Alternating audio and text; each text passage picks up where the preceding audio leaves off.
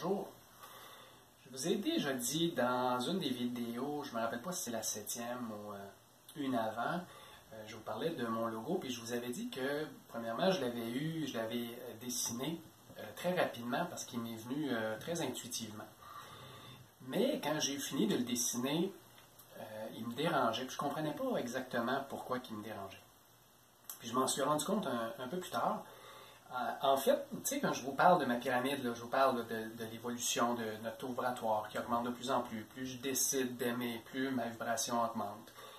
Donc, ce que ça fait aussi, c'est que ça fait un truc, à un moment donné, un peu dérangeant. Parce que, je vous explique, ici, nos croyances ancestrales, nos croyances de quand on était jeune, mais collectives, nos croyances collectives sur la spiritualité, était à l'origine de croire qu'il y avait des êtres supérieurs. Certaines religions, certaines personnes croyaient qu'il y avait un Dieu, donc un Dieu qu'on pouvait prier, qu'on pouvait demander des choses, et puis il pouvait nous les exaucer.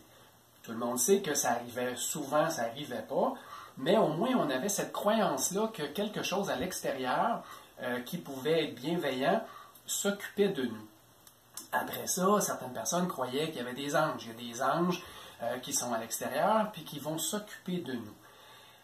Tout ça fait partie de la dualité. C'est-à-dire que quand on est ici, on se croit séparé de qui nous sommes et on se croit séparé de tout ce qui pourrait être d'être céleste ou ainsi de suite. Donc, comme on est séparé, on espère quelque part que quelque chose, dans une autre dimension, va venir nous aider, va venir nous sauver. Même si des fois on ne le dit pas dans ces paroles-là, mais on a comme une bienveillance qu'on ressent que, OK, il y a quelqu'un qui veille sur moi. Ce qui est dérangeant, quand on monte, quand on monte en vibration, on se rapproche de notre âme, comme je vous disais. Ça veut dire qu'on reconnecte avec elle. On réalise que nous sommes l'âme. Bien, il y a quelque chose de dérangeant dans ce contexte-là parce qu'on se rend compte que là, c'est nous qui décidons ce qu'on veut réaliser, ce qu'on veut expérimenter. Parce que plus la vibration augmente, plus je vous disais dans la vidéo 7 que ce qu'on veut, la loi d'attraction, si on peut dire, ou la façon de créer est beaucoup plus rapide parce que la vibration est plus rapide.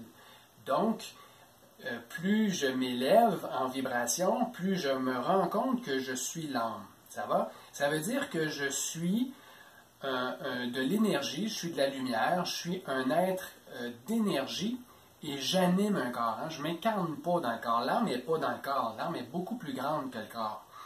Et puis la raison pourquoi je vous dis ça, puis à un moment donné, je vais faire une capsule pour ça, c'est qu'à un moment donné, on a pris ma conscience et on m'a montré la grandeur de l'âme. Ça, je vous expliquerai ça dans une autre vidéo. Bref, donc l'âme, elle n'est pas dans le corps, mais elle anime le corps. Ça va? Donc, ce qui arrive au niveau de ce qu'on veut créer, plus on en prend conscience que nous sommes l'âme, c'est nous qui décidons ce qu'on veut créer. Alors, on reprend la responsabilité. Fait qu'au début, quand je vous parlais du chemin, je prends la responsabilité de mes émotions, de ce que je ressens.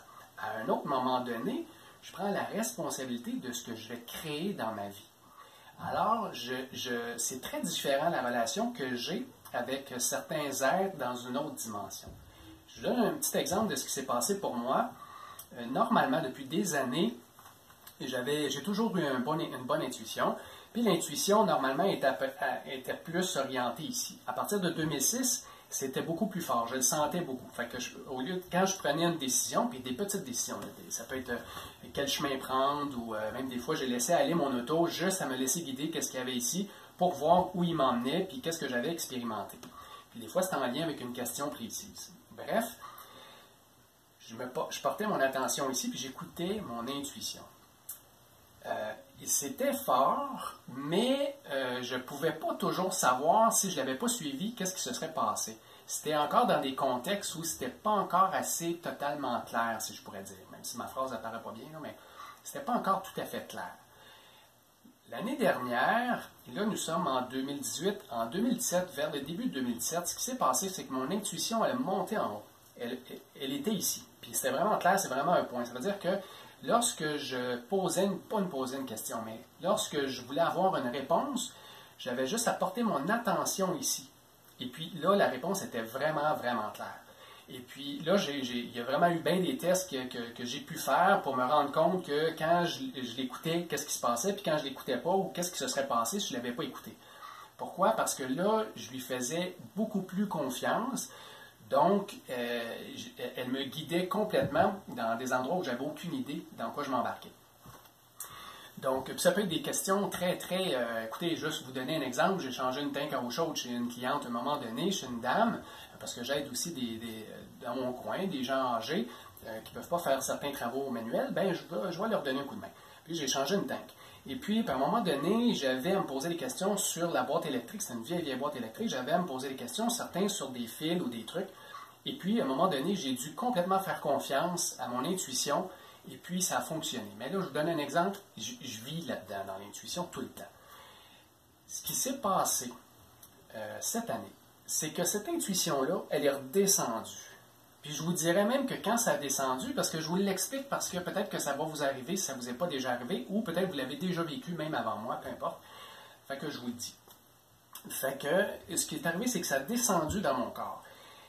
Premièrement, ça me rapproche beaucoup plus de ma connexion totale avec l'âme, que je prends vraiment connaissance que je suis l'âme et que c'est moi qui anime mon corps, c'est moi qui décide ce qui se passe, puis c'est moi qui les répare. Comprenez-vous, je suis vraiment dedans de plus en plus. Il me manque vraiment pas grand-chose, il me manque encore une petite coche, là. Mais il y a encore une petite séparation, une illusion de séparation, là, mais je suis beaucoup plus conscient de cette connexion-là. Mais il y a une désillusion aussi qui se fait, c'est que je suis beaucoup plus responsable de ce que je vais faire ou de ce que je vais créer, des actions que je vais faire. Alors l'aide que je reçois est très différente. Je ne peux pas encore vraiment vous expliquer à quel niveau, mais elle m'aide beaucoup plus à reconnecter qu'à me guider sur quel pas prendre. Comprenez-vous ce que je veux dire? Fait que ça revient tout le temps à ma responsabilité. Alors, quand j'écoute mon intuition, c'est tout le corps maintenant qui me guide, qui m'emmène sur OK, c'est oui, OK, c'est non. Puis, ça serait mieux comme ça, et ainsi de suite. Et il y a plus d'informations aussi qui rentrent. Mais il y a comme un peu une désillusion que, OK, c'est moi qui veille sur moi maintenant. Comprenez-vous? C'est plus à l'extérieur. Je connecte avec l'extérieur, je connecte avec ces êtres, mais c'est moi qui prends soin de moi. Comme on lit souvent dans les trucs, que des fois, bon, ça tourne dans une spiritualité qui est... mais tu sais, des fois, quand vous lisez des canals qui disent, ben vous êtes ce que vous attendez, là, je commence vraiment à en prendre conscience, puis il y a vraiment... Là, j'apprivoise, là, ça va beaucoup, beaucoup mieux, mais j'ai eu pendant quelques mois un dérangement sur cette responsabilité-là.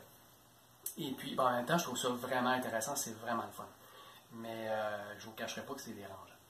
Alors, c'est ça que je voulais vous dire dans cette vidéo-là, parce que quand j'ai fait ce logo-là, c'est ça qui m'a rappelé, c'est que, comme vous avez vu, si vous avez regardé mes vidéos, je vous parle de quelque chose qui est hors forme, hein? Je vous parle de quelque chose qui n'est pas cartésien, et moi, je vous le ramène d'une façon cartésienne.